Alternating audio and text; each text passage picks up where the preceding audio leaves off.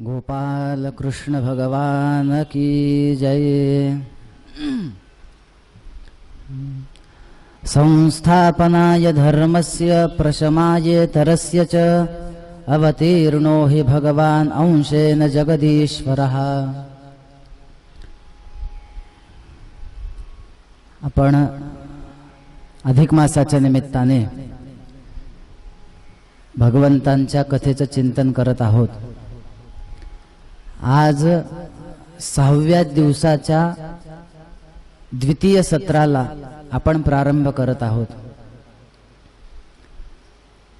आता पूर्वीच्या सत्रामध्ये आपण बघितलं की कशा प्रकारे भगवंतांनी गोपिकेंसोबत रासलीला केली। रासलीला नेमकं कशासाठी केली ते बघितलं। रास शब्दाचा अर्थ काय, थोडक्यामध्ये रासलीलेचं आपलं चिंतन झालेलं आहे। गोपिकेंना गर्व कसा झाला, नेमक्या त्या गोपिका कोण होत्या, त्या सगळ्या श्रुती माता होत्या। कोणी सुना, कोणी लेकी आणि कोणी सासू।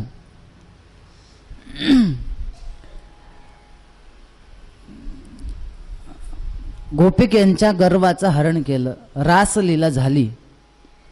परीक्षित राजाने शुकाचार्यांना एक प्रश्न केलाय की आचार्य, तुम्ही आता जी रासलीला सांगितली की सगळ्या स्त्रिया तेवढ्या रात्री आपल्या पतीला सोडून कृष्णाकडे आल्या, मला याच्यामध्ये थोडा संशय वाटतोय। माझं असं म्हणणं आहे की कृष्णाने हे बरोबर केलं नाही। कृष्णाने असं करावं का? कृष्णाला कळू नये का? शुकाचार्याने फार सुंदर उत्तर दिलंय। त्यांनी काय सांगितलं, नैतत् समाचरे जातो मनसापि शनीश्वरः ईश्वराणां वचः सत्यम तथैवाचरितं क्वचित। मोठ्या लोकांनी दिलेला उपदेश आपण घ्यावा, त्यांचं एखाद्या वेळेस आचरण घेतलं नाही तरी चालतं। याचं कारण असं आहे, मोठ्या लोक आपल्याला जेव्हा उपदेश देतील त्यावेळेस तो उपदेश घेण्यासारखा आहे, पण कधी कधी आचरण हे आपल्या पलीकडचं असतं, आपल्याला ते कळत नाही। आपल्याला त्याच्या मागचा भाव कळत नाही। वस्तुतः हे जीवनमुक्त झालेले असतात, त्याच्या पलीकडे गेलेले असतात। ते असं वागले तर आपण तसंच वागावं असं नाही। मोठ्यांनी उपदेश दिलेला आपण घ्यायचा आहे।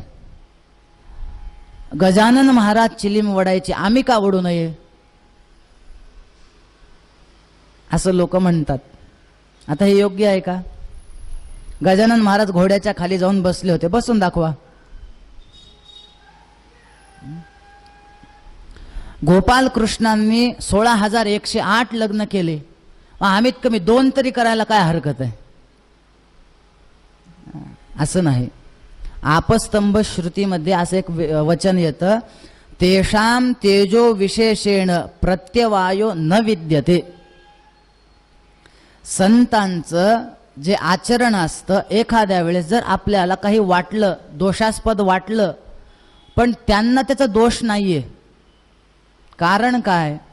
सुख दुःखाच्या पलीकडे ते गेलेले आहेत, त्याचं त्यांना पातक नाहीये।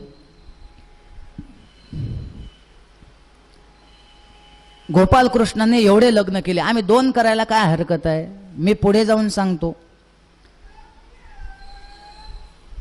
16,108 कृष्णांनी लग्न केले, आपण फक्त 16,108 नाव त्या बायकांचे पाठ करून दाखवावेत। लग्न तर पुढची गोष्ट आहे, तसं नाही। तुम्ही शंकर महाराजांचं नाव ऐकलं असेल, तिथं पुण्याला त्यांचा एक मठ आहे, धनकवडीला जाऊन आलात ना? त्यांच्या चरित्रात मी असं वाचलंय, ते वडापाव वगैरे भजे वगैरे खायचे, मग शंकर महाराज खायचे, आम्ही का खाऊ नये? आम्ही सुद्धा रस्त्यावर उभा टाकून खाणार, उघडे असलेले खाणार. समर्थांच्या चरित्रामध्ये त्यांनी घार मारलेलं वर्णन आहे. लोक त्यांना नावं ठेवू लागले, घार मारली, तुम्ही काय करताय, काय झालं, हे योग्य नाही का? जीवन करतो. पुन्हा जीवन केलं. संतांचं आचरण हे आपल्या पलीकडे. म्हणून बघा, एखाद्या वेळेस मोठ्या व्यक्तीकडून जर काही चुका झाल्या असतील तर शास्त्रकारांनी त्या चुका घ्यायला नाही सांगितल्या. तुम्हाला मी एक उदाहरण सांगतो. तैत्तरीय उपनिषदामध्ये भृगुवल्ली, शिक्षावल्ली असे प्रकरण आहेत. शिक्षावल्लीमध्ये काय वर्णन आहे की सद्गुरू शिष्य पाठशाळा सोडून जाताना त्याला काही उपदेश देतात की बाबा, तू आता इथून बाहेर पडतोयस, तुला सगळीकडे फिरायचंय, जग कसं असतं आणि तू त्या समाजामध्ये फिरत असताना कसं वागावं. अंतेवासिनम अनुशास्ती शिष्याला सांगतात. काय सांगतात ते? धर्मचर्या, सत्यवद, ते सगळं आहे. माझा मुद्दा कुठं आहे बघा. ते सद्गुरू त्या शिष्याला काय सांगतायत? यानी अनवद्यानि कर्माणि तानि त्वया सेवितव्यानि नो इतराणि, यानी अस्माकं सुचरितानि तानि त्वया सेवितव्यानि नो इतराणि. म्हणजे आमच्याकडून जर आम्ही वागत असताना काही तुला वेगळं वाटलं तर ते घेऊ नको, आमचं जे चांगलं आहे ते घे. बऱ्याच शिक्षकांना, आता पूर्वीचे काही असे होते, बऱ्याच जणांना तंबाखूची सवय होती. मग आमचे गुरुजी तंबाखू खायचे, आम्ही का खाऊ नये? तर नाही, त्याच्यातलं जे चांगलं आहे ते घ्या. यानी सुचरितानी.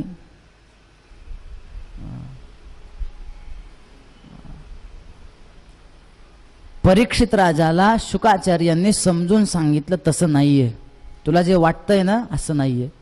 अरे गोपाल कृष्णांच्या ह्या सगळ्या लीला आहेत, तसं नाहीये.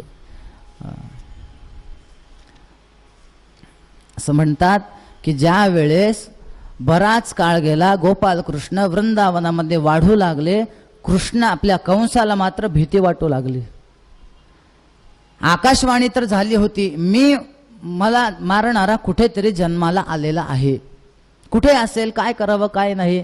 नारदांनी येऊन सांगितलं त्यांना, अरे दुसरा तिसरा कोणी नाही, त्या यशोदेचा मुलगा हाच नंद, आपल्या वसुदेवांचा मुलगा आहे.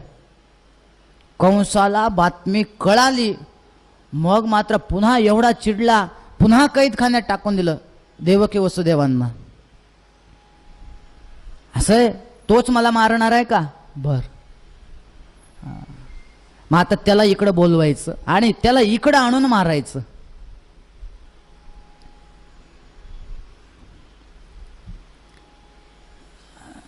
कंस हा आपल्या मृत्यूला आमंत्रण देत होता. माणसाने कधीही आपल्या मृत्यूचा विचार करायचा नाही. बघा, जर मृत्यूचा विचार केला, तुम्हाला एक बघा, जर आपल्या मरण्याची दिवसाची जर तारीख कळाली तर राहिलेलं आयुष्य सुद्धा माणूस सुखाने जगू शकत नाही. का? नाही, हे झाला ठीक आहे, आजचा दिवस चांगला गेला, पण आला तो दिवस जवळ, आला तो दिवस जवळ, आला तो दिवस जवळ. म्हणजे भविष्य काळाचा विचार करून वर्तमान काळातला सुद्धा आनंद नष्ट होतो. त्याच्यामुळे मरण कधी आहे, मरण कधी आहे, कधीच जाणून घ्यायचा प्रयत्न करू नये. त्या व्यासांच्या चरित्रात असं वर्णन आहे. ते एक शिष्य त्यांचा, गुरुजी मी कधी मरणार आहे सांगा, गुरुजी मी कधी मरणार आहे. व्यासाने सांगितलं, जाऊ दे ना, काय करायचंय तुला? नाही नाही, मला सांगा मी कधी मरणार आहे. व्यासांनी सांगितलं, मला तरी माहिती नाही, आपण एक काम करूत, यमाला विचारूत. चल यमाकडे. यमाकडे घेऊन गेले. यमाला विचारलं, सांगा याचं मरण कधी आहे? यमाने सांगितलं, मलाही माहिती नाही. माहिती नाही. मग एक काम करूत आपण, अजून एक देवता आहेत म्हणजे मृत्यू देवता, त्यांना माहित असेल. त्या मृत्यू देवतेकडे गेले यम, व्यास आणि शिष्य. त्याला विचारलं, का हो ह्याचं मरण कधी आहे माहिती आहे का? त्यांनी सांगितलं, मलाही माहिती नाही. माहिती नाही. मग कोणाला माहिती? एक काम करू, डायरेक्ट त्या विधात्याला जाऊन विचारूत ह्याचं मरण कधी आहे. विधात्याकडे गेले. तिकडं त्यांना विचारलं, का हो ह्याचं मरण कधी आहे? त्या विधात्याने सांगितलं, ज्या वेळेस हा बालक व्यास, यम आणि मृत्यूदेव सहित माझ्याकडे येईल त्यावेळेस याचं मरण आहे. झालं, इथं सोडा आणि निघा म्हणले. आता म्हणून ह्याच्या मरण कधी आहे काय नाही ते कधीच त्याच्यात हे करायचं नाही. आता करायचं काय? माझं तर मरण कळालं आता कुणाकडून आहे, म्हणजे कृष्णाकडून आहे. मग त्याला इकडं बोलवायचं कसं? माझ्या मृत्यूला बोलवायचं कसं? ठरवलं आपण एक धनुर्याग ठेवत, मल्लयुद्ध ठेवत, कृष्णाला आमंत्रण देवत, बलरामाला देवत, सगळ्या त्यांच्या सोबतांना देवत, सगळ्यांना बोलवत. पाठवायचं कुणाला? मग कुणाला पाठवायचं? विश्वासातला माणूस पाहिजे. मग कुणाला बोलवलं? अक्रूराला बोलवलं. अक्रूरा इकडे ये. म्हणे काय?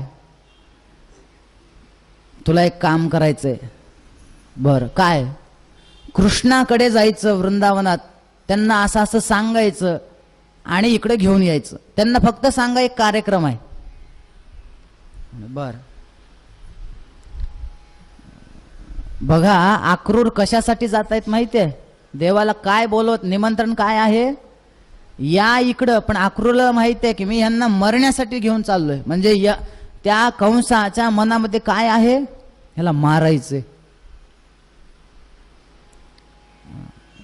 काही हरकत नाही, मी जातो. पण ह्यांच्या मनामध्ये एक उलट अक्रूर म्हणतायत, आज कंसाने माझ्यावर कृपा केली. म्हणजे कसं काय कृपा? ठीक आहे, पुढे जे होईल ते होईल. मला माहिती आहे कंसच मरणार आहे, पण मी गेल्यानंतर मला आमच्या देवाचं दर्शन होईल.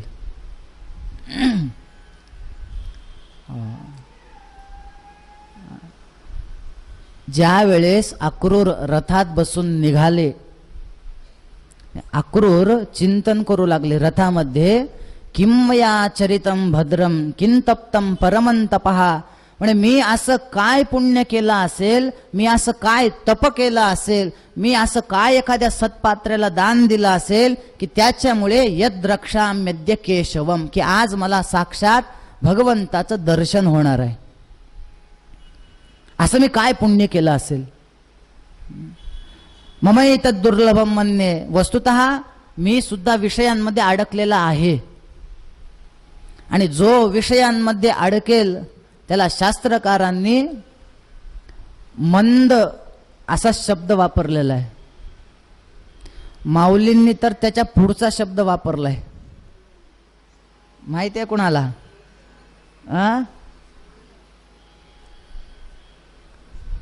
नाही, सुमंद नाही. माऊलींनी त्याला मूर्ख म्हटलेलं आहे. विषय भोगी जे सुख, जे साध्यंतचे जाण दुःख, परी काय की जे मूर्ख न सेविता न सरे. त्याला मूर्ख म्हटले. तुकाराम महाराज तर त्याच्या पुढचा शब्द वापरतात. बरं काय म्हणतात माहितीये?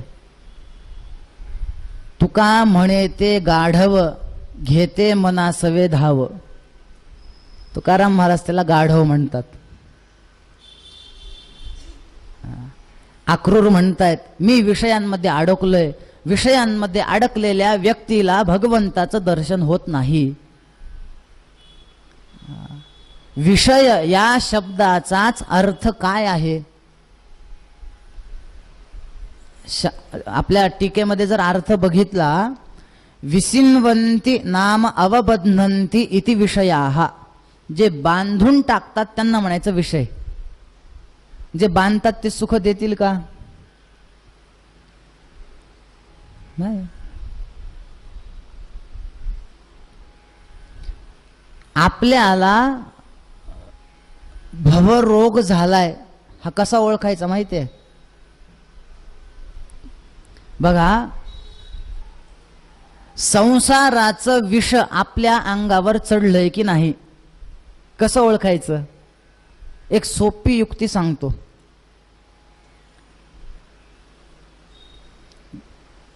पूर्वीच्या काळात ज्या वेळेस एखाद्या व्यक्तीला साप चावायचा, मग त्याला ते सापाचं विष त्याच्या शरीरामध्ये भिनलंय की नाही कसं ओळखायचं? जर शेतात साप चावला तर त्याला कडुलिंबाचा पाला खायला द्यायचे. कडुलिंबाचा पाला जर त्याला गोड लागला, कडुलिंबाचा पाला कसा असतो? कडू. त्याला जर तो गोड लागला तर समजायचं त्याला विष चढलंय. आणि घरामध्ये जर साप चावला तर त्याला गूळ खायला द्यायचा. तो गूळ जर त्याला कडू लागला तर समजायचं याला विष चढलंय. हे जसं आहे ना, तसं आता संसाराचं विष आपल्यावर चढलंय की नाही कसं ओळखायचं? माऊलींनी ज्ञानेश्वरीमध्ये त्याचं उत्तर देऊन टाकलं. विषय विषयाचा परिपाडू, गोड परमार्थ लागे कडू. कडू विषय तो गोडू जीवासी जाहला. काय वर्णन केलंय बघा. गोड परमार्थ लागे कडू, आणि जो कडू विषय आहे तो जर गोड लागू लागला समजायचं आपल्याला विष.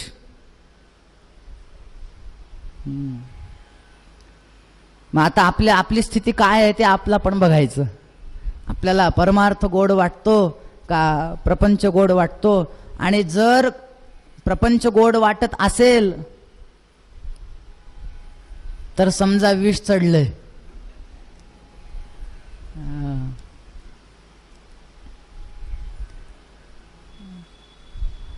आपल्याला कसं आहे, आपण म्हणतो काही नाही हो संसारात, म्हणतो की नाही?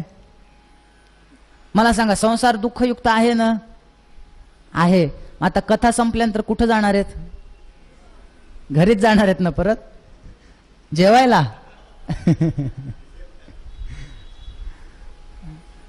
बघा, तीन प्रकारचे लोक आहेत. काही लोक असे आहेत की त्यांना वाटतं संसार सुखाचा. काही लोक असे आहेत त्यांना कळत नाही सुखाचा की दुःखाचा. आणि काही लोक असे आहेत की ते म्हणतात संसार दुःखाचा. जे सामान्य आहेत आपल्यासारखे ते म्हणतात संसार सुखाचा. आपल्याला सुखाचा वाटतो, नाहीतर एवढ्या आनंदाने आपण केलंच नसतं ना. आपल्याला संसार सुखाचा का वाटतो याचं शास्त्रकारांनी एक उत्तर दिलंय. आपल्याला दुःख आहे हेच माहिती नाही, त्याच्यामुळे आपल्याला ते कळत नाही. त्याला वेदांतात एक प्रसिद्ध उदाहरण देतात. कैदखाना असतो ना, जेल, त्याच्यामध्ये वेगवेगळे कैदी असतात. काही जण महिन्यासाठी गेलेले, काही जण वर्षासाठी गेलेले, काही जण 5 वर्षासाठी, काही जणांना जन्मठेप असते, कायम तिथंच राहायचं. कोणी गेलेत का तुम्ही जेलमध्ये?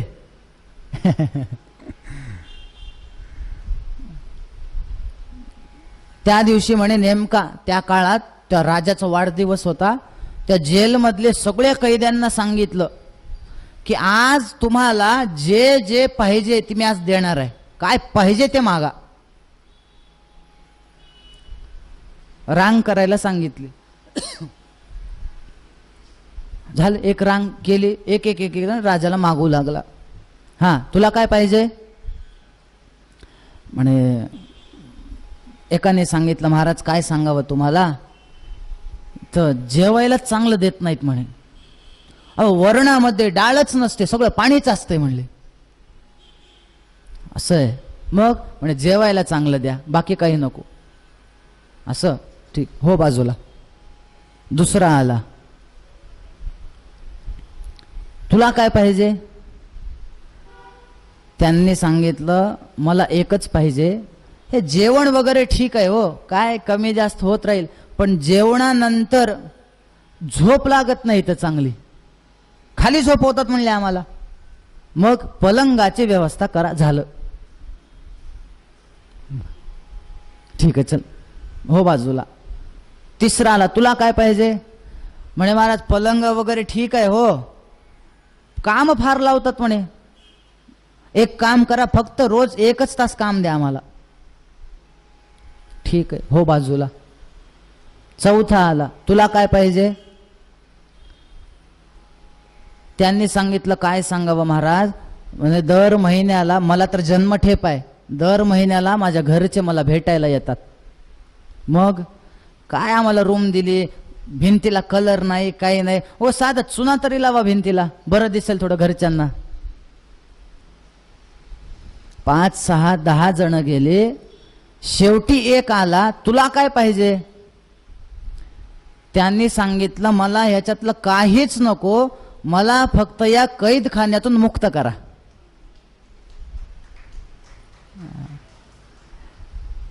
हे त्या कैदखान्याची, त्या ह्याची गोष्ट नाही, ही आपली गोष्ट आहे. आपल्या म्हणजे इतर कैद्यांना आपण कैदी आहोत हेच जर माहिती नसेल तर सुटण्याचा प्रश्न येईल का. नाही ना. तसं आपण संसार आपल्याला जर दुःखयुक्त वाटतच नसेल तर त्याच्यातून सुटण्याचा विचार तरी आहे का.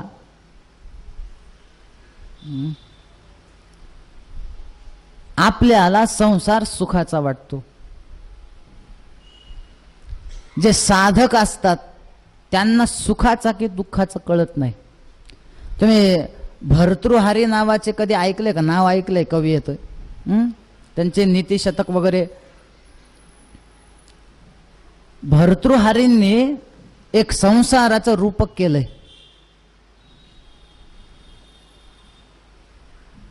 रस्त्याने ते निघाले म्हणे भर्तृहारी, आणि झालं असं, क्वचित विद्वद गोष्टी ही विद्वानांच्या काही रस्त्यावर गप्पा ऐकल्या. थोडक्यामध्ये असं समजा, शास्त्रसभा वगैरे ऐकली, आणि त्यांना असं वाटलं, काय सुंदर सभा चालू आहे, काय आनंद आहे, वा वा वा वा, संसार सुखाचा. थोडं पुढे गेले. क्वचिदपि सुरामत्त कलहा. पुढे गेले, काही ठिकाणी माणसं दारू वगैरे पिऊन एकमेकांना शिव्या देऊ लागले, भांडू लागले. ते ऐकलं, अरे रे रे म्हणले, संसार दुःखाचा. आता बघा बरं, पहिल्यांदा काय वाटलं, आता काय वाटलं, दुःखाचा. पुन्हा थोडं पुढे गेले. क्वचित वीणा वाद्यम. छानपैकी वाद्य वाजंत्रे, मंगल वाद्य वाजू लागले. सगळे वाद्यांचा आवाज ऐकला, वा वा वा म्हणले, संसार हा सुखाचा. पुन्हा पुढे गेले. म्हणजे कोणाच्या तरी घरचं गेलं होतं, ते रडू लागले, तो आवाज ऐकला, अरे रे रे म्हणले, संसार दुःखाचा. पुन्हा पुढे गेले. क्वचित रम्या रामा. एक सुंदर अशी स्त्री बघितली त्यांनी, भर्तृहारीने.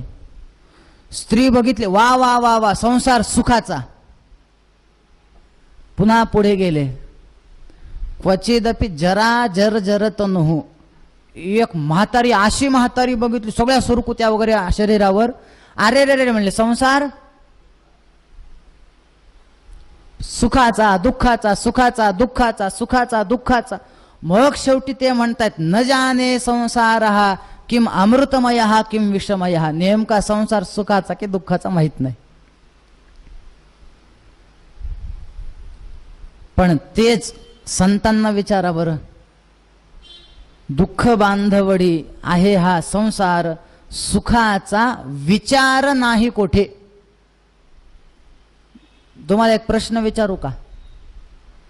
समजा मी जर पंतप्रधानासाठी उभा टाकलो पदासाठी, तुम्ही मला मत देताल की नाही? देताल. म्हणजे पण माझ्याकडे वाटण्यासाठी काही नाही बघा रात्री. बरं ठीक आहे, मी विचार तरी करू शकतो की नाही? मी पंतप्रधानासाठी उभा राहू शकतो, विचार करायला काय हरकत आहे? विचार करू शकतो ना. तुकाराम महाराजांनी सांगितले, संसारामध्ये सुख आहे असा विचार सुद्धा करू नका. सुखाचा विचार नाही कोठे. आता मला सांगा, एकच विषय आपल्याला सुखाचा, संतांना दुःखाचा, असं का?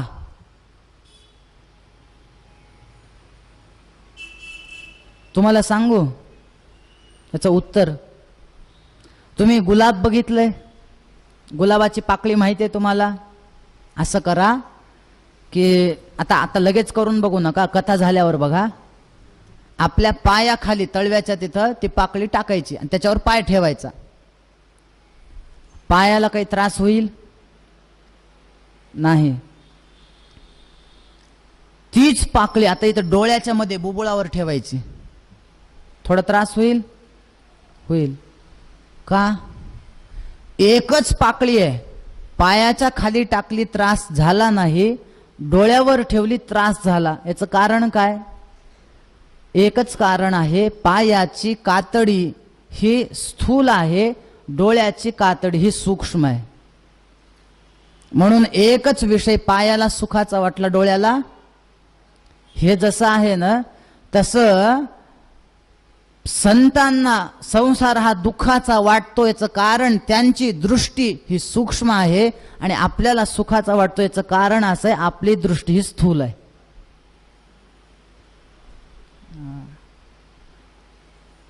अक्रूरांनी सांगितलं, या संसारामध्ये मी अडकलोय. ममैत दुर्लभम म्हणणे, अशा माणसाला देवाचं दर्शन होऊ शकत नाही.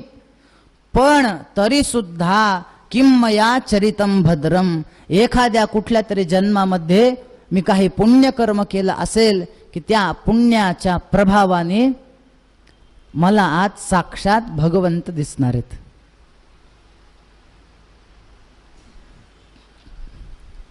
अक्रूर म्हणतायत, मी गेल्यानंतर मला गेल्या गेल्या पहिल्यांदा कृष्ण समोर येतील, हात धरतील, काका चला घरी म्हणतील. काय माझं भाग्य असेल. भगवंताचं चिंतन करत करत करत गोकुळामध्ये अक्रूर पोहोचले. त्याच्यानंतर यांच्याजवळ गेले, कृष्ण वगैरे आले, त्यांना धरून आत घेऊन गेले. या अक्रूर काका, नंदांनी वगैरे विचारलं, कस काय आलात? अक्रूरांनी सांगितलं, असं आहे की कंसाने उद्याच्या उद्या कृष्ण बलराम आणि तुम्हाला बोलवलंय, एक मोठा कार्यक्रम ठेवलाय. बर. कृष्णाला विचारलं, का रे? नंदांनी विचारलं, जाणार का? म्हणे हो जाणार ना, त्याला काय. ही बातमी यशोदेला कळाली. यशोदेला जेव्हा बातमी कळते की माझा कृष्ण उद्या निघून जाणार आहे, तिला काय वाटलं असेल हो? एवढी रडायला सुरुवात करते. कृष्ण जाणार कळालं. आपल्या रात्री कृष्णाला बोलवलं, कान्या इकडे ये. म्हणे काय, तू जाणार आहेस? म्हणे हो. बर ऐक, जर मी तुला कधी मारलं असेल तर ते मारलेलं विसरून जा. कृष्णाने सांगितलं, आई असं काय बोलतेस ग? अगं आईने मुलाला मारणं हे काय चूक आहे का? कर्तव्य आहे, कधी कधी मारावं लागतं. असं का बोलतेस? असं बोलू नको, मी जाणार आहे, पुन्हा येईल ना. असं म्हणतात की ही बातमी हळूहळू सगळ्या गोकुळात पसरली. उद्या कृष्ण मथुरेला जाणार. सगळ्या गोपिका धावत धावत नंदबाबाच्या घरी आलेत. काय ग यशोदे, आम्हाला असं कळालं ती बातमी खरी आहे का? तुम्हाला सांगतो, या प्रसंगाचं वर्णन एकनाथ महाराजांनी फार सुंदर केलंय. ते जर सविस्तर घेतलं तर आमचं संपणार नाहीये. ते इतकं सुंदर वर्णन केलं. मी त्याच्यातली फक्त एक गवळण तुम्हाला सांगतो. ज्या वेळेस सगळ्या गोपिका यशोदेकडे आल्या, गवळणी म्हणती यशोदेला, कोठे गे सावळा, का रथ शृंगारीला सांगे वो मजला. काय ग यशोदे, ते बाहेर रथ कशासाठी एवढा सजवून ठेवलाय? कोणी पाहुणे आलेत का आपल्या घरी? या नंदाच्या अंगणी मिळाल्या गवळणी. सगळं ऐकलं. सगळ्या पहिल्यांदा यशोदेने सगळं ऐकून घेतलं आणि मग मात्र बोले नंदाची पट्टराणी. आता मात्र यशोदा सांगतेय. कशी सांगतेय माहितीये? बोले नंदाची पट्टराणी सदगदित होऊनी. सदगदित झाले, बोलता येत नव्हतं, काय सांगावं. आणि शेवटी तिने सांगितलं, मथुरेसी चक्रपाणी जातो ग साजणी. म्हणे आपला कान्हा आहे ना, उद्या मथुरेला जाणार आहे. हे शब्द ज्या वेळेस त्यांनी ऐकले, विव्हळ झाले मन वचन ऐकूनी. सगळ्या गोपिका एकदम रडायला सुरुवात करतात. कोण आलंय त्याला घेण्यासाठी? म्हणे अक्रूर नावाचा एक माणूस आलाय. गोपिकेंनी तर पहिल्यांदा त्या विधात्यालाच शिव्या द्यायला सुरुवात केल्या. फार सुंदर वर्णन आहे बरं. अहो विधातस्तवन क्वचित दया. तुला दया नाही का रे? तू एक नंबरचा क्रूर आहेस. तू करतोयस काय?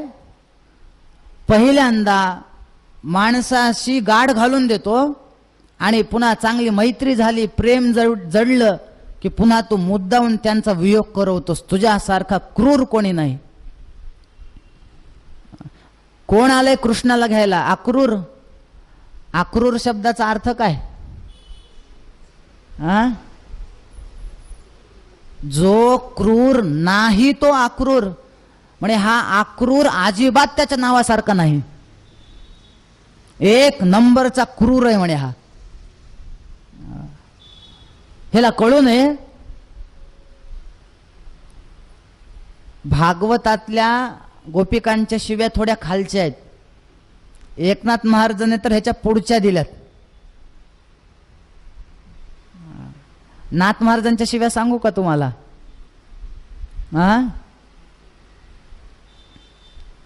नाथ महाराज काय म्हणतात? ज्या वेळेस गोपिकेंना कळालं की हा अक्रूर त्यांना घ्यायला आलाय, नाथ महाराजांनी सांगितलं, गोपिका म्हणू लागल्या म्हणे, अक्रूरा चांडाळा तुझं कोणी धाडीला.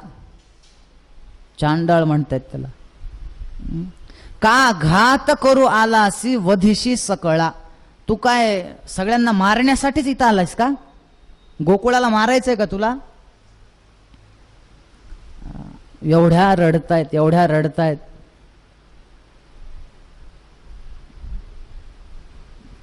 गोपिकेंनी सांगितलं, ठीक आहे अक्रूर आला असेल, ह्या कान्ह्याला कळू नये का? लगेच हो म्हणायचं असतं का जायला? त्याला मात्र दररोज नवीन नवीन बघायला लागतं. त्याला कळू नये. त्याने सांगावं अक्रूरांना की आमच्या इथं गोकुळ आहे, आमच्या सगळ्या गोपिका आहेत, आमचे मित्र आहेत, सवंगडी आहेत, आई बाबा आहेत, मी येत नाही, सांगू नये का? कान्ह्याला कळत नाही. गोपिका काय म्हणतायत? सुखम प्रभाता रजनीयमाशिषः, उद्याची सकाळ आमच्यासाठी दुःखदायी असेल, पण उद्याची सकाळ त्या मथुरेतल्या लोकांसाठी आनंददायी असेल. कारण आम्हाला कृष्ण उद्या दिसणार नाही, यांना दिसणार आहे.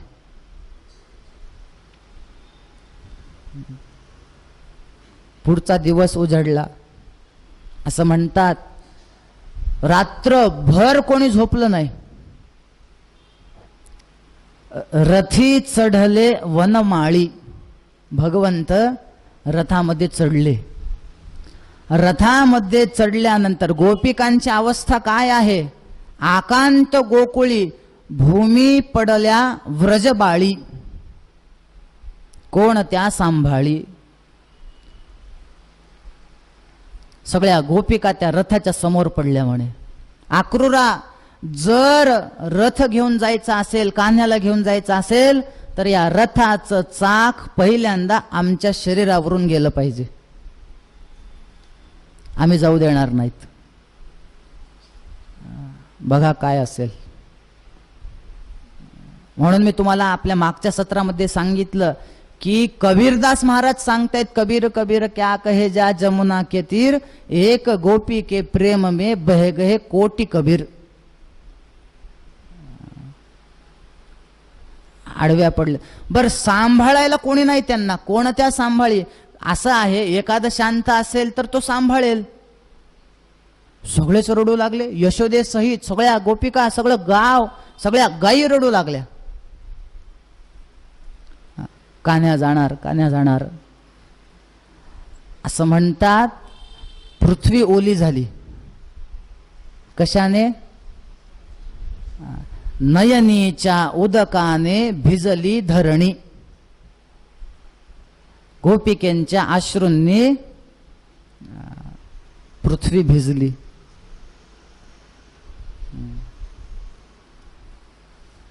आता मात्र कृष्णांनी सांगितलं, आक्रूरा, वेगात रथ हाका दी. देव बोले आक्रूरासी, वेगे हाकी रथासी. तुम्ही रथ जोरात नाही, आता थांबायचं नाही. कृष्णाने विचारलं काय झालं एवढं का? आपल्या आक्रूराने विचारलं का पळवायचं एवढं? काय झालं? फार मथुरा लवकर बघावं वाटतंय का तुम्हाला? कृष्णाने सांगितलं, मथुरा मला बघायची नाही, या गोपींच्या शोकासी न पहावे मजसी. या गोपिकेंचा शोक मला पाहवत नाही. वेगाने रथ मारा. आक्रूराने रथ सुरू केला. एका जनार्दनी रथ गेला निघोनी. रथ निघाला. सगळ्या गोपिकांना असं वाटतंय कृष्ण मागे ओळतील, कृष्ण बघतील आपल्याकडे. जोपर्यंत रथाच्या चाकाने ते धुळी उडालेल्या होत्या त्या दिसेपर्यंत टक लावून गोपिका बघू लागल्या. परंतु कृष्ण काही पुन्हा मागे वळून बघितले, रथ निघून गेला. इकडं मात्र गोपिका भगवंताच्या स्मरणामध्ये आपलं जीवन व्यतीत करायचं ठरवलं. रथ जेव्हा निघाला, वाटेमध्ये संध्याकाळ झाली. आक्रूराने सांगितलं, म्हणे संध्याकाळी संध्या करावी लागते, तर इथं रथ थांबवतो, मी संध्या करून येतो, 2 मिनिटं थांबा. बलराम कृष्ण रथामध्ये आहेत. ठीक आहे, थांबतो. आक्रूर पाण्यामध्ये गेले, स्नान वगैरे केलं. संध्या पाण्यामध्ये एक डुबकी मारली. म्हणे त्यांना जे बाहेर गोपाल कृष्ण रथात बसले होते ते आत दिसले. वर येऊन बघितलं, बाहेर दिसतायत. पाण्यात गेले, तिथं दिसतायत. थोड्या वेळ संध्या वगैरे झाली, आले. कृष्णाने विचारलं, काय हो? म्हणे काका, बराच वेळ लागला स्नानाला, काही बघितलं का पाण्यात? आक्रूरांनी सांगितलं, काही बघितलं नाही.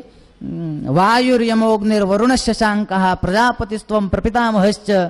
जे विश्वरूप दर्शन 11व्या अध्यायात भगवंताने गीतेमध्ये सांगितलंय. आक्रूराने तिथे भगवंताची स्तुती केली. काही नाही म्हणे, चला आता. मथुरेमध्ये पोहोचले. मथुरेमध्ये गेल्यानंतर भगवंतांनी सांगितलं, अक्रूर काका मी येणार नाही आत्ताच, आम्ही इथं गावाच्या बाहेर थांबतो, उद्या यज्ञ आहे ना, उद्या धनुर्भंग आहे, उद्या मल्लयुद्ध आहे, आज आम्ही फिरून घेतो म्हणले इथं. अक्रूर फक्त तुम्ही कंसाला निरोप द्या, मी इथं आलोय.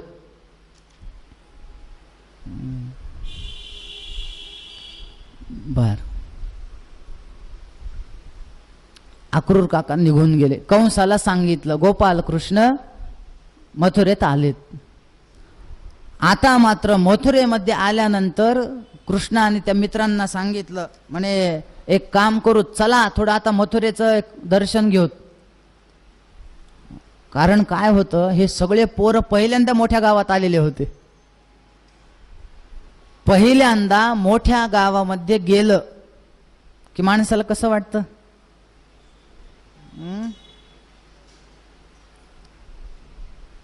मी जेव्हा पहिल्यांदा मुंबईला गेलो, त्या मोठ्या मोठ्या बिल्डिंगी बघितल्या, मला वाटते 4थी 5वीला असेल.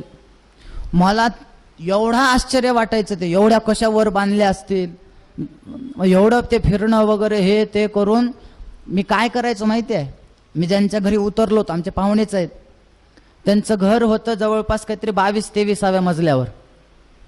मी काय करायचं, जेवण वगैरे झालं, हे सगळे झोपी जायचे दुपारी, मी त्या लिफ्टमध्ये दिवसभर वर खाली करत बसायचं, बटन दाबायचं, खाली यायचं, वर जायचं.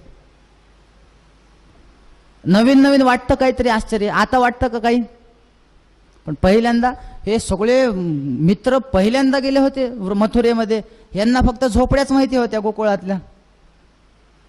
एवढे भारी भारी घर, कान्या काय घर आहेत रे म्हणे, आपल्या गावाकडे बांधावं असं, बघ बरं कोण बांधकाम करतं इथं.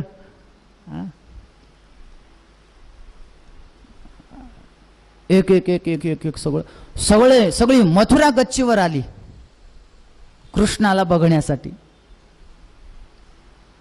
वर आले, फिरतायत. पहिल्यांदा त्यांना असं म्हणतात की एक कपडे रंगवण्याचं जो काम करतो तो भेटला. भगवंताने सांगितलं, काय करता तुम्ही, कपडे आम्हाला द्या ते कपडे. म्हणे देत नाही. देत नाही, मारूनच टाकलं डायरेक्ट. ते घेतले, शिंप्याकडे गेले, छानपैकी शिवून द्या आणि मॅचिंग शिवून द्या म्हणले आम्हाला. हा ओके, नाही धोतर उपरण एका काठाचं, टी शर्ट चड्डी आमची एका काठाची द्या म्हणे, आम्ही सगळे लहान मुलं आहेत, आम्हाला सारखं लागतं, छानपैकी आम्हाला सजवा. पुढे एक माळी भेटला, त्या माळ्याकडून छानपैकी सजवून घेतले, छानपैकी सगळे नटले, एक नंबर पावडर वगैरे लावून तयार झाले सगळे. आता बिचारे खेड्यातले पोरं एवढे सुंदर दिसू लागले. फिरत फिरत फिरत जेव्हा वाटेमध्ये एक कुब्जा लागली, त्रिवक्रा, 3 ठिकाणी वाकडी होती. भगवंतानी तिला सरळ केलं, नाही ते ना, हानवटीला एक हात ठेवला, पायावर एक, पायावर हे ठेवून असं झटका दिला, ती सरळ झाली. त्याच्या पुढे एक धनुष्य होतं, ते भगवंतांनी तोडलं. रात्र झाली, कंसाला रात्री भयानक स्वप्न पडू लागले, माझं मरण जवळ आलं. कंसाचे स्वप्न फार भारी आहेत बरं. कंस म्हणे, त्याला स्वप्नात असं दिसलं,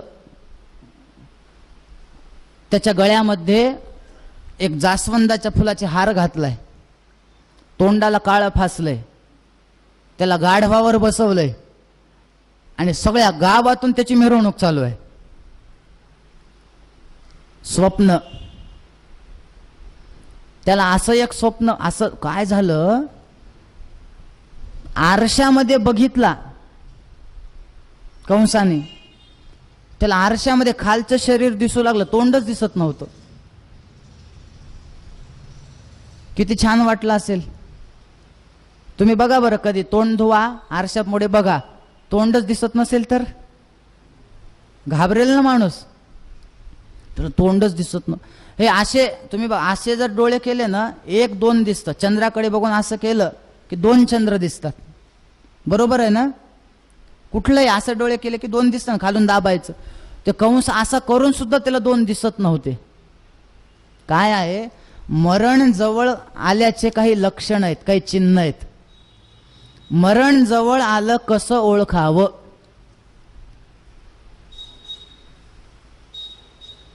मी तुम्हाला सांगितलंय असतं, पण ते पुढची कथा तुम्ही ऐकणार नाहीत. मग ऐकू? तुम्हाला जाणून घ्यायचंय का मरण जवळ कसं आलं, कसं ओळखायचं ते? सांगू का गुरुजी? बरं बघा, बरं माऊलींनी एक मोठा अभंग लिहिलाय, मरण जवळ आलं कसं ओळखायचं. किती दिवसावर मरण आलं बघा. कानी घालून या बोटे नाद जे पहावे, न दिसता जाणावे 9 दिवस. कानामध्ये असे बोट घालायचे, दोन्ही बोट कानामध्ये घालायचे, आणि कानामध्ये बोट घातल्यानंतर एक आवाज येतो बघा, येतो ना, शांत असा आवाज येतो बघा. तो जर आवाज आला नाही तर समजायचं आपलं आयुष्य 9 दिवस आहे. त्या बघा, म्हणून मी सांगत नव्हतो. लगेच सुरू केलं कानात बोट घालायला. इथं बघू नका, घरी जाऊन घालून बघा शांत. जर तुम्हाला आवाज आला नाही आत्ता तर मग तुम्ही घाबरताल ना. इथं बघू नका, घरी जाऊन बघा.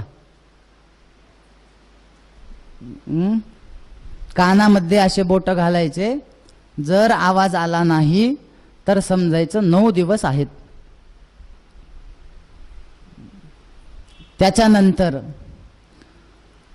भोवया पाहता न दिसे जाणा, आयुष्याची गणना 7 दिवस. आपल्या भोवया बघायच्या म्हणे, त्या जर दिसल्या नाहीत तर समजा त्याचं आयुष्य 7 दिवस आहे. दिसतात का आपल्याला? बघा एकदा. नाही दिसत? अरे मला तर दिसतात.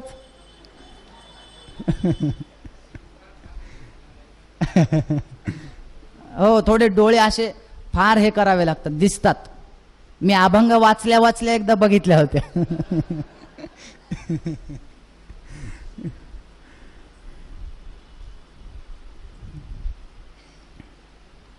त्याच्यानंतर डोळा घालून या बोट चक्र जे पहावे, न दिसता जाणावे 5 दिवस. असे डोळे दाबून धरायचे, दोन्ही डोळे. एक चक्र दिसतं बघा, असं काहीतरी डोळ्यासमोर आल्यासारखं वाटतं. ते जर आलं नाही तर समजा 5 दिवस आहेत अजून.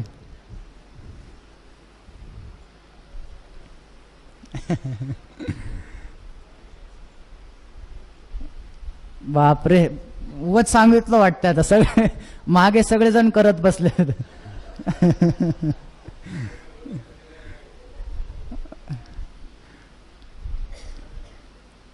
अजून एक सांगितलंय बरं, हे मला फार आवडलं. नासाग्राचे अग्र न दिसे नयनी, तरी तेची दिनी म्हणा रामकृष्ण. हा, असं नाकाचा शेंडा बघायचा. शेंडा जर दिसला नाही त्याच दिवशी श्रीराम जय राम जय जय राम म्हणायचं.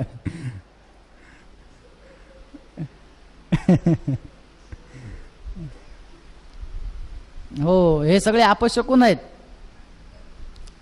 कंसाने हे सगळं करून बघितलं, त्याला नाकाचा शेंडा दिसत नव्हता. बहुतेक म्हणे आज रामकृष्ण हरी आहे आपला. आता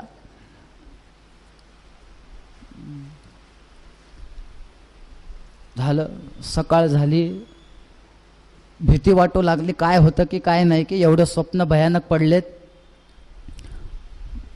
पुढचा दिवस उजडला, सगळे त्या आखाड्यामध्ये आले. कंसाने एक युक्ती करून ठेवली होती. नारळ आहे ना, कंस मेला की नारळ फोडतो.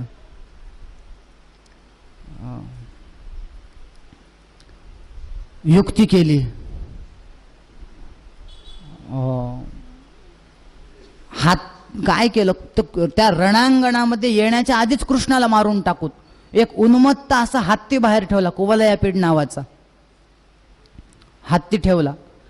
कृष्ण आले, कृष्णाने सांगितलं मुकाट्याने बाजूला व्हा. त्या माहुताने सांगितलं होणार नाही.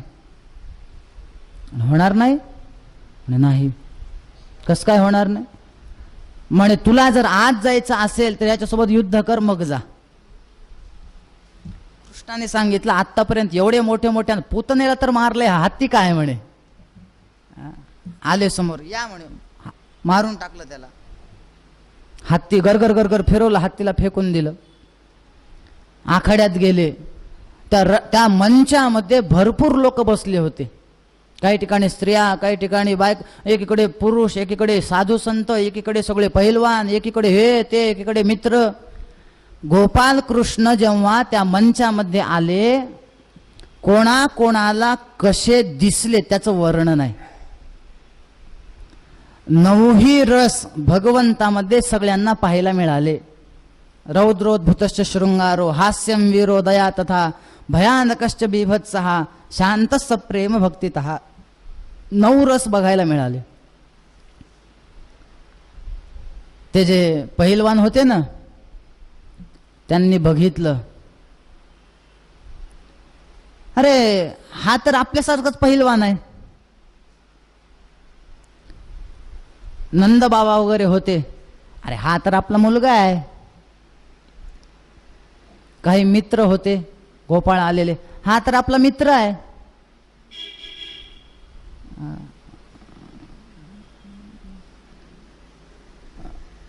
काही स्त्रिया आल्या होत्या, त्या तर म्हणाल्या अरे हा तर साक्षात कामदेवच आहे.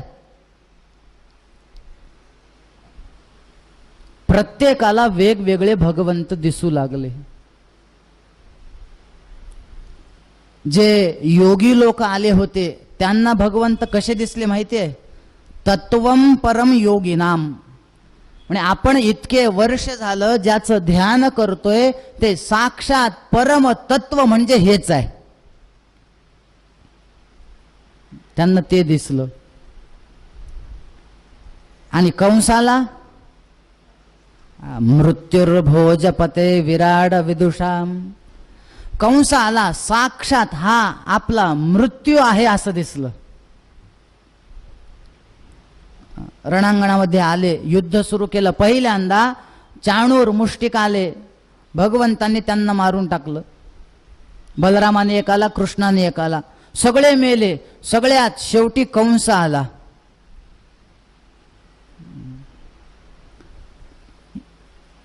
तू सगळ्यांना मारतोयस ना, तू माझा काळ आहेस ना, आता मी तुला मारतो. आणि असं म्हणतात की ज्या वेळेस कृष्ण आणि कंस यांचं युद्ध सुरू झालं, बराच काळ युद्ध चाललं. शेवटी बरोबर ती वेळ आल्यानंतर भगवंतांनी त्याला असं आडवं पाडलं, त्याच्या छातीवर बसले आणि आपल्या हाताने एक जोरदार असा छातीवर प्रहार केला. प्रहार केल्या केल्या त्या कंसाने आपला प्राणाचा त्याग केला. बघा कथेतला कंस मेला आपला. आता कंसाचा वध झाल्या झाल्या मात्र सगळीकडे हाहाकार झाला. कंस गेला, कंस गेला, कंस गेला. काय करावं, बऱ्याच जणांना आनंद झाला, बऱ्याच जणांना दुःख झालं. कृष्णाने वसुदेव देवकींना सोडवलं कारागृहातून. नंदबाबांना सांगितलं तुम्ही आता जा म्हणे, मी काय नंतर येतो, आता मी इथेच राहणार आहे. नंदबाबा निघून गेले आणि मग मात्र गोपाल कृष्ण मथुरेमध्ये आनंदाने राहू लागले. थोडे मोठे झाले, आई वडिलांनी सांगितलं उपनयन करायला पाहिजे. उपनयन केलं. शिकायला गेलं पाहिजे, शिकण्यासाठी गेले. कुणाकडे? सांदीपनी ऋषींच्या आश्रमामध्ये आले. इथंच आहेत ना जवळ. बघा तुमच्या इथंच शिकलेत देव.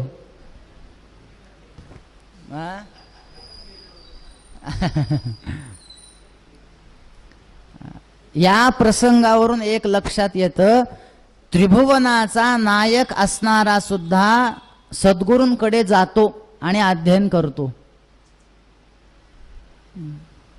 म्हणून आपल्या आयुष्यामध्ये आपल्याला गुरुजींची आवश्यकता आहे. प्रभू रामचंद्र असतील, वसिष्ठांकडे गेले, विश्वामित्रांकडे गेले, अध्ययन केलं. असे म्हणाले नाहीत मी देव आहे, मला काही माहिती नाही बाय कसं वागायचं ते. सगळे नियमच मी तयार केलेत, मी शिकू का? छांदोग्यात वर्णन आहे उपनिषदात, आचार्याद एव विदिता विद्या साधिष्ठम प्रापत. सद्गुरूंकडून प्राप्त झालेलीच विद्या फलप्रद होते. तत्वमसी पुस्तकात वाचलं तेवढा उपयोग नाही, ते वाक्य गुरुमुखातून आलं पाहिजे.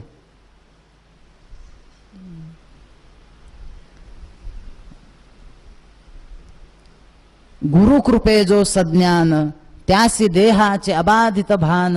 मिथ्या प्रपंचाचे दर्शन, कर्मे करते पण त्या नाही. आपल्याला नाथ महाराजांनी सांगितलं एकनाथी भागवतात. गुरुकृपे जो सज्ञान, त्याला ज्ञानाची प्राप्ती होते. आणि एकदा का ज्ञान मिळालं त्याला पुन्हा जन्म पुन्हा मरण नाही.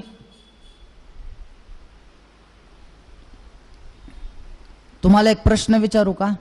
एक चॅलेंज देतो, ते जर पूर्ण करून जर दाखवला तर तुम्हाला बक्षीस. काय करायचं? मीठ आहे ना सगळ्यांच्या घरी? कुठल्या कंपनीचं आहे? टाटा. टाटा कंपनीचं मीठ आहे. काय करा, ते मीठ घ्यायचं, त्या मिठाची एक हाततीण तयार करायची. चॅलेंज ऐका, मिठाची एक हाततीण तयार करायची. समुद्रामध्ये जायचं. इथं जवळ कुठला आहे समुद्र? कुठून जाता येत आता? मुंबईलाच जावं लागतं. बरं जाऊ द्या, जेव्हा मुंबईला जाणार तेव्हा हाततीण तयार करा, आत्ताच करून ठेवू नका. हाततीण तयार करायची, मुंबईला जायचं, समुद्रात जायचं, ती हाततीण पाण्यामध्ये सोडून द्यायची. आता ती हाततीण पुन्हा वापस काढायची.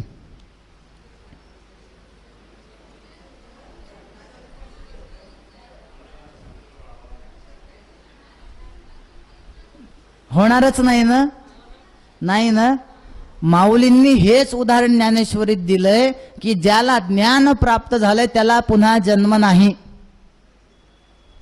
काय उदाहरण आहे बघा. का लवणाची कुंजरी सुदलिया लवण सागरी, होयचिना माघारी परती जैसी. लवणाची कुंजरी, कुंजरी म्हणजे हाततीण. मिठाची हाततीण पाण्यात टाका, सुदलिया लवण सागरी, होयचिना माघारी. येईल का काढता? अजून एक उदाहरण दिलं. नाना गेलिया अंतराळा, न ये तिचे वन्ही ज्वाळा. वर वन्ही ज्वाळा गेल्या, येतात का वापस? नाही तप्त लोहोनी जळा, निघणे जेवी. अजून एक उदाहरण दिलं. तापलेल्या लोखंडावर एक पाण्याचा थेंब टाका म्हणे, तो थेंब वापस घ्या. नाही नाही ना? माऊलींनी सांगितलं, तेवी मजसी एक वट, जे गा झाले ज्ञाने चोखट, तया पुनरावृत्तीची वाट मोडिली गा. त्याला पुन्हा पुनरावृत्ती नाही, त्याला पुन्हा जन्म नाही. पुनरपि जननम पुनरपि मरणम हे जे म्हणतात त्याला नाही. त्याला ज्ञान प्राप्त होतो, तो जीवनमुक्त होतो, तो विदेहमुक्त होतो. एवढंच कशाला? देवाचा आवडता होतो. भगवंतांनी गीतेत सांगितले ना, माझा आवडता कोण आहे? सगळ्यात 4 प्रकारचे भक्त आहेत, बरोबर?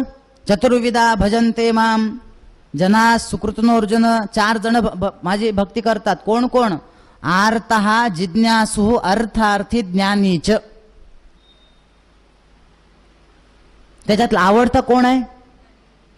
तेषां ज्ञानी नित्ययुक्तः एक भक्तिर्विशिष्यते, प्रियो हि ज्ञानिनोत्यर्थम अहं सच मम प्रिया. अरे उदारा सर्व एवैते, पण ज्ञानित्वात्मैव मे मतम. ज्ञानी म्हणजे मीच आहे.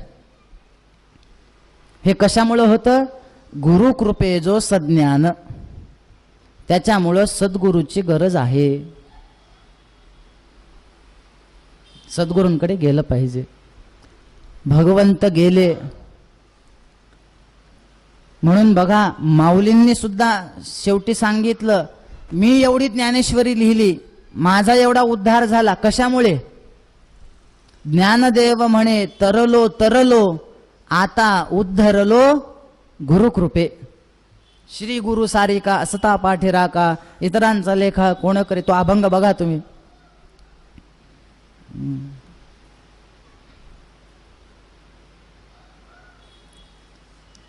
एकाने मला विचारलं, दुसरे देवता नाही आहेत का हो तारणारे, गुरुजीच पाहिजेत का, इंद्र चंद्र वगैरे?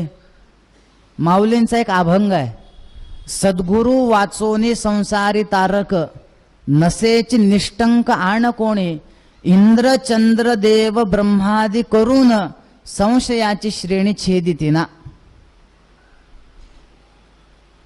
प्रत्येक देवतेमध्ये काही ना काही दोष आहे. इंद्राचं चरित्र माहिती आहे ना, इंद्रा पडली भगे, सहस 1000 अंगाला छिद्र पडले होते. त्या अहिल्याची कथा, गौतम अहिल्या माहिती आहे आपल्याला. चंद्र झाला काळा, नारद चुकला चाळा भजनाचा. प्रत्येकामध्ये काहीतरी दोष आहे. ब्रह्मदेवामध्ये पण दोष आहे. ब्रह्मदेव आपल्या मुलीच्याच मागे लागले होते. मग तारणारे कोण? उघडे परब्रह्म सद्गुरूची मूर्ती. सद्गुरु हे आपल्याला तारतात. बर, 64 दिवसामध्ये 64 कला शिकून वापस आले. परीक्षिताने विचारलं, आता लग्न काय आहे? शिक्षण झालं बरोबर, चांगला विद्वान झाला. आता कृष्ण म्हणे हो. मग मला एक सांगा देवा, आता लग्न केलंय की नाही? हो, फक्त 10 मिनिटच बाकी आहेत. काय लग्नाचं एकदा सांगा तरी, कसं काय? म्हणे केलेत ना लग्न. बलरामाने म्हणे केलंय. कोणासोबत? रेवताची एक मुलगी आहे, तिचं नाव आहे रेवती, तिच्यासोबत केलंय. आणि भगवंताने कृष्णाने म्हणे रुक्मिणी सोबत. आणि भगवंताने राक्षस पद्धतीने विवाह केला असं शुकाचार्यांनी सांगितलं. राक्षस पद्धती म्हणजे काय माहितीये? हा, तुम्हाला सगळंच माहिती आहे वाटायले. पोरीला पळवून न्यायचं. परीक्षित म्हणाला, आचार्य मला सांगा, देवाला काय बायका कमी होत्या? त्यांना काही स्थळ आले नाहीत का पोरगे पळून न्यायला? कृपा करा, मला ते चरित्र सांगा. भगवंताचा विवाह कसा झाला? असं म्हणतात की कंसाच्या 2 पत्न्या होत्या, अस्ति आणि प्राप्ती. त्यांच्या वडिलांचं नाव आहे जरासंध. माझ्या मुलींना वैधव्य या कृष्णामुळे आलंय, ह्याचा मी बदला घेणार म्हणून जरासंध 23 अक्षौहिणी सेना घेऊन कृष्णाला मारायला आले.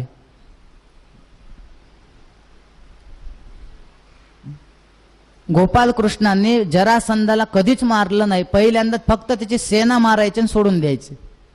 ते काय आहे, जरासंधाला जर मारलं तर पुन्हा तो सेना घेऊन येईल का? आधी सगळं आपल्याला कचरा काढायचा आहे म्हणले. जरासंध पुन्हा यायचा, पुन्हा यायचा. भगवंतांनी पुन्हा त्याच्या सेनेला मारायचं, त्याला सोडून द्यायचं. एकदा अचानक 2 संकट आले. काल यवन नावाचा एक असुर आला आणि जरासंध आला. म्हणजे 2 संकट आलेत. आपल्या मथुरेवर संकट आले. एक काम करूयात, विश्वकर्म्याला बोलवलं, समुद्रामध्ये नवीन नगर बांधलं, द्वारका नगरी निर्माण केली, सगळ्या लोकांना तिथं पाठवलं. बलरामाला सांगितलं तुम्ही इथं थांबा, त्या काल यवनाचं काय करायचं मी बघतो. काल यवन आला. भगवंत त्याच्या समोर पळू लागले, मुद्दाहून घाबरल्यासारखं करू लागले. तेव्हापासून त्यांचं नाव काय पडलं? बोला रणछोड भगवान की. रणछोड नाव पडलं. पळू लागले. पळत पळत पळत एका गुहेमध्ये गेले. तिथं एक राजा झोपलेला होता. त्याचं नाव आहे मुचुकुंद. तो कोण होता? काय आहे, मुचुकुंदाला असा वर होता देवतांचा. तो मुचुकुंद एकदा युद्धासाठी गेला होता म्हणे, देवतांना मदत करण्यासाठी. खूप दिवस झालं झोपलाच नव्हता. तर देवतांनी सांगितलं, काय पाहिजे तुला? म्हणे, मी आता झोपणार आहे, मला कोणी उठवलं नाही पाहिजे. बर, हे बघ, मी देवतांनी सांगितलं तुम्हाला वर देतो, जर तुला कोणी उठवेल झोपेतून आणि तुझ्याकडे, तू जर त्याच्याकडे बघशील तर त्याचं तिथंच भस्म होईल.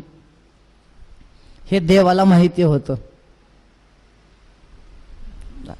भगवंत पळत पळत त्या गुहेत गेले. तिथं मुचुकुंद झोपलेला होता. त्या ठिकाणी त्यांनी आपली शाल त्या मुचुकुंदाच्या शरीरावर टाकली आणि लपून बसले. कालयवन आला, बघितलं इथं झोपल्याचं नाटक करतोय काय, हीच शाल होती अंगावर. गेले आणि त्या ह्याला अशी लाथ मारली, उठ म्हणून. ह्याने विचार, मला कोण उठवते? बघितलं बघितलं बघितल्या, भस्म झालं त्याचं. म्हणून झोपलेल्या व्यक्तीला उठवू नये. त्यातल्या त्यात तेव्हापासून मी जेव्हा ही कथा वाचली, त्यातल्या त्यात मी कथेत फार नियम पाळतो. हा कळालं का? काय सांगा, एखाद्याला असं वर असेल झोपेतून उठवलं आणि महाराजच.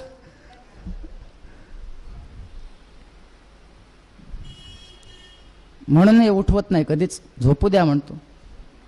मी एकाला सांगितलं, तुम्हाला एक व्यक्ती वक्रतुंड महाकायला जे झोपायचे, पुंडलिकवरच उठायचे. 7 दिवस झाले. मी त्यांना म्हणलं, काका तुम्हाला कथेचं फळ मिळालं नाही म्हणलं. म्हणलं कस काय? काय म्हणे, तुम्ही इथे यायचात, आलं की झोपायचात, कथेला झाल्यावरच उठायचात. त्यांनी सांगितलं, गुरुजी तुम्हाला काय माहिती आहे काय, उलट एवढ्या सगळ्या लोकांमध्ये सगळ्यात जास्त कथेचं फळ मला मिळालंय म्हणे. म्हणे कसं काय? तुम्हाला काय सांगावं गुरुजी, 20 वर्ष झाले म्हणले मी झोपेच्या गोळ्या घेतोय तरी झोप येत नाही. कथेत आल्यापासून पहिल्या दिवसापासून झोप आहे म्हणले मला.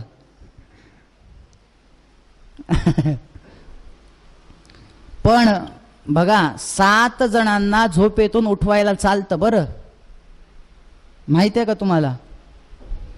सप्त सुप्तान प्रबोधयेत, 7 जणांना उठवावं झोपले असले तरी. मी पहिल्यांदा जेव्हा हा श्लोक वाचला, मला एवढा राग आला तुम्हाला सांगतो. का माहितीये, मी ज्यावेळेस वाचलो ना त्यावेळेस मी होतो विद्यार्थी. म्हणजे विद्यार्थी, आता हे शिक्षण काही थांबत नसतं, पण पाठशाळेत होतो. आणि त्या 7 जणांना उठवावं, त्या यादीमध्ये पहिलं नाव विद्यार्थ्याचं होतं. काय कमाल झाली म्हणलं. विद्यार्थ्याला झोपेतून उठवावं. अभ्यासाच्या वेळेस जर झोपला, गुरुजींनी म्हणावं का, जाऊ दे बाबा लहान आहे, सकाळी लवकर उठतात पोरं, थोडं दुपारी झोप येते, झोपू द्या 10 मिनिट. अजिबात नाही, त्याला उठवावं. सेवक हा सेवक असेल त्याला उठवावं. काम करायचं आणि झोपी गेला, जमेल का? पांथ हा वाटसरू आहे, थकला, झाडाखाली थोडा बसला आणि तिथंच झोप लागली, त्याला म्हणावं बाबा उठ, पुढे जायचे का बघ, अंधार होतोय, जा. त्याला उठवावं. क्षुधार्त हा, ज्याला भूक लागले, लहान लेकरं तसेच झोपतात, त्याला उठवावं, बाबा थोडं खा आणि मग झोप. भय कातर हा, जो भीतीने युक्त आहे त्यांना तशा अवस्थेत झोपू देऊ नये. सगळ्यांना उठवा. 7-8 नावं दिलेले आहेत, त्यांना उठवावं. 5 झाले का सांगू का दोन्ही? भांडारी प्रतिहारीच सप्तसुप्तान प्रबोधयेत. आचार्य आहे, स्वयंपाक करायचा आणि त्यांनी सांगितलं ते लोकांचं काय कथा हो न, मला झोप आली, आळस आलाय, मी नंतर स्वयंपाक करतो. झोपलाय, बरं जमेल का? सेवक आहे, सेवक म्हणजे गुप्तहेर आहे किंवा याचे काही जे काही संदेश असतील तो इकडं पोहोचवणारा जो आहे त्याला उठवावं की नाही झोपला असेल तर?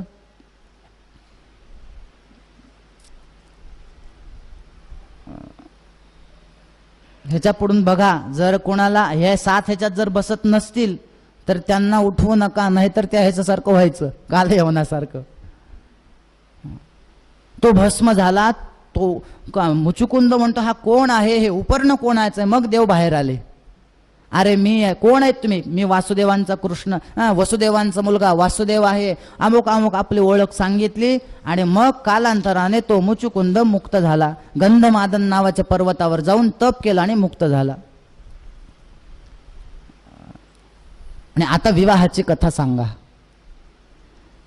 आपल्याला माहिती आहे सगळ्यांना, राजासीत भीष्मको नाम विदर्भाधिपतिर्महान तस्य पंचाभवन कन्या पुत्रा कन्यकाच्या वरानना. भीष्मक नावाचा राजा आहे, विदर्भाचा अधिपती आहे, एक मुलगी आहे. मुलीचं नाव काय आहे? रुक्मिणी. मुलांचे नाव काय आहेत? सगळ्यात मोठा होता रुक्मी. रुक्मरथ, रुक्मबाहू, रुक्मकेश आणि रुक्ममाली, हे 5 मुलं आणि एक मुलगी रुक्मिणी. त्या रुक्मीची अशी इच्छा होती माझ्या बहिणीचा विवाह शिशुपालासोबत व्हावा.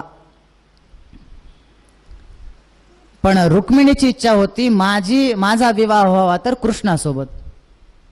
वस्तुतः अजून कृष्णाला रुक्मिणीने बघितलेलं नव्हतं. लग्नाच्या वेळेस कोण कोण काय पाहतं माहिती आहे ना तुम्हाला?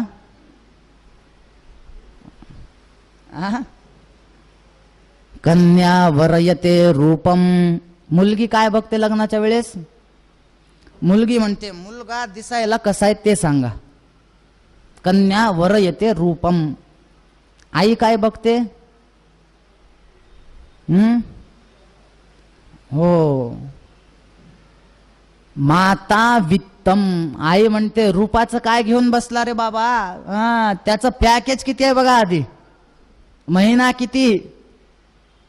माता वित्तम. पिता श्रुतम. म्हणजे ठीक आहे, पैसा आज नाही उद्या कमवता येईल, पण त्याची समाजामध्ये कीर्ती कशी आहे ते बघा. नाव चांगलं आहे का त्याला? लोक चांगलं म्हणतात का? का हो, कोणाला दिली मुलगी? अमुक अमुक माणसाला. अरे रे रे रे, काय तुमचं नशीब हे झालं होतं, तुम्ही त्याला मुलगी दिली, असं म्हणलं तर? तसं नाही. पिता श्रुतम. बांधवाहा, जे आपले हे असतात बांधव असतात, ते काय म्हणतात? बांधवाहा कुलमिच्छन्ति. कुळ काय ते बघा. आणि मिष्टान्नम इतरे जनाहा. जे दुसरे येतात ना भरपूर, ते म्हणतात ते मुलगा दिसायला कसा आहे तुम्हीच बघा, त्याचं रूप तुम्हीच बघा, पॅकेज तुम्हीच बघा, त्याची कीर्ती तुम्हीच बघा, कुळ तुम्हीच बघा, फक्त आम्हाला लग्नामध्ये मेनू काय केलाय तेवढं सांगा म्हणजे झालं. खायला काय केले ते सांगा. रुक्मिणीनं अजून रूप बघितलेलं नव्हतं, फक्त ऐकलेलं होतं. पत्र लिहिलं 7 श्लोकाचं. श्रुत्वा गुणान भुवन सुंदर शृण्वतांते. पहिला शब्द आहे श्रुत्वा. श्रुत्वा म्हणजे ऐकून.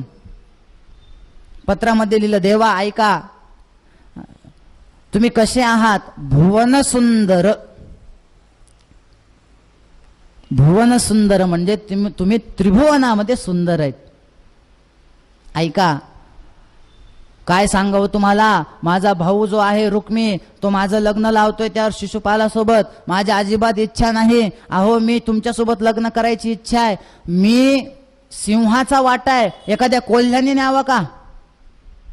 मी तुमचा वाटा आहे, शिशुपालाने न्यावा का मला? तुम्ही यायला पाहिजे. पत्रामध्येच लिहून टाकलं, मला इथं आल्यानंतर पळवायचं कसं. बघा, रुक्मिणीनं पत्रातच लिहिलं पळवायचं कसं. एकदम म्हणजे येऊन घरी कसं न्यायचं तेवढं तिथपर्यंत लिहून दिलं 7 श्लोकात. किती हुशार असेल रुक्मिणी बघा. आता लिहिलं. आणि ऐका देवा, जर तुम्ही आला नाहीत, जैह्याम असून वर्षकुजान शतजन्म भिस्यात. 1000 जन्म जातील. हा जन्म नाही, पुढचा जन्म, त्याचा पुढचा जन्म, लग्न करेल तर तुमच्या सोबतच. पत्र पाठवलं, ब्राह्मणाला सांगितलं जा देऊन या.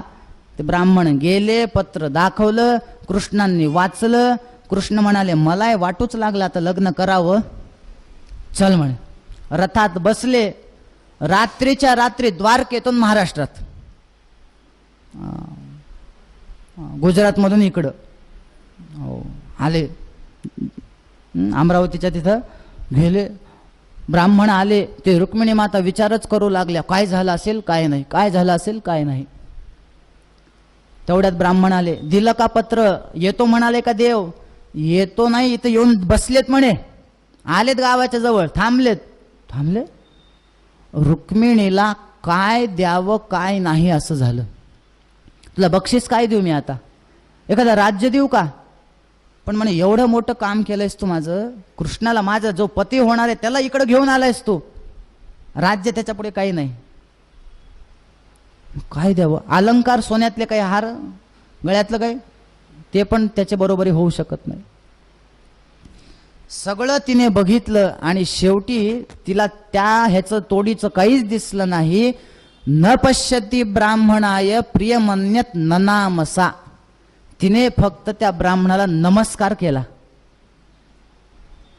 आता मला सांगा, ज्याला लक्ष्मीने नमस्कार केलाय त्याला काय कमी पडणार आहे सांगा. पुढचा दिवस उजडला, ठरल्याप्रमाणे ते देवीच्या मंदिरात आधी गेले, पूजा वगैरे झाली, रुक्मिणी बाहेर आल्या, कृष्ण रथ घेऊन तयार होते. रथात हात, रुक्मिणीनेच हात दिला, धरा हात, हात धरला, ओढलं, पळत निघाले. सगळे म्हणे अरे रुक्मिणी पळवलं तुझ्या बहिणीला, पळवलं पळवलं पळवलं. रुक्मिणी तर त्या रुक्मिणी प्रतिज्ञा घेतली म्हणे जर माझ्या बहिणीला मी वापस आणलं नाही तर पुन्हा गावात सुद्धा येणार नाही. पुढे तसंच झालं, भगवंताने त्याला हरवलं, तो बाहेरच दुसरीकडे नवीन नगरी निर्माण करून राहू लागला. घरी गेले, द्वारकेत पोहोचले, आई दार उघड. दार उघडलं, काय आई तुझ्यासाठी एक सून आणली म्हणे. सून आणली, बघू कशी आहे. पदर वर केला, रुक्मिणीचं रूप बघितलं, वा वा वा वा म्हणे कृष्णा तुला एक सांगू का, म्हणे काय, तू तुझ्या जीवनामध्ये पहिलं एक चांगलं काम केलंस म्हणे. आता मला वाटलं तुला याच्यातलं काही कळत नाही काय की पोरी हुडकण्यामध्ये एक नंबर निघालास तू तर. बरं ठीक आहे, आता नुसतं पळवून आणलंय का लग्न करून आलास. नाही म्हणे आत्ता फक्त पळवून आणलंय. असं आहे, मग थांब पत्रिका छापूत, छानपैकी आपण सगळ्यांना पत्रिका वाटूयात. आणि त्यावेळेसचे लग्न काय असे एका दिवसासारखे होते का. सकाळी धामधूम, दुपारी थोडं टामटुम आणि संध्याकाळी सामसुम. म्हणजे इथं आज लग्न झालंय हे सुद्धा कळत नाही. त्यावेळेसचे लग्न मोठा उत्सव चालू झाला, मोठे हे झालं, सगळ्यांना बोलवलं आणि मोठ्या थाटा माटामध्ये भगवंत आणि रुक्मिणी माता यांचा विवाह तिथं संपन्न झाला. आपण सुद्धा आता या ठिकाणी विवाह भगवंताचा लावणार आहोत. उद्या बरोबर सकाळी 10 वाजता आपली कथा सुरू होईल. उद्या आपल्याला, आज कुठं एक लग्न झालंय 16,107 राहिलेत अजून. उद्या आपल्याला भगवंताच्या अन्य विवाहांची कथा आणि भगवंताच्या एक जवळच्या आवडत्या भक्ताची म्हणजे सुदाम देवांची कथा. उद्या आपल्याला सुदामा चरित्र बघायचंय. उद्या बरोबर सकाळी 10 ते 1 कथा होईल. आजची कथा आपण याच ठिकाणी थांबूयात. पुढचे सगळे काही जे आपल्याला सूचना असतील ते सगळे आपले सबनीस गुरुजी देतील.